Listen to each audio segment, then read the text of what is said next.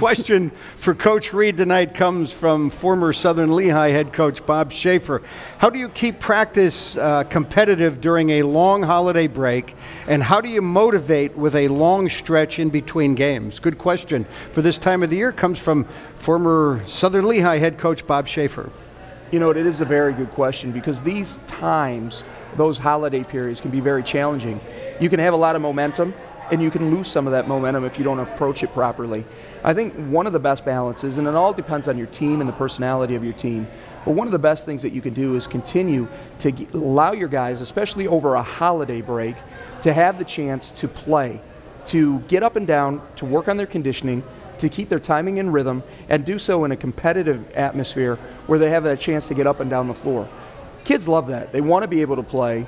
You could micromanage things, you could do a lot of breakdown segments, and you could do a lot of that like you normally would throughout the course of the year.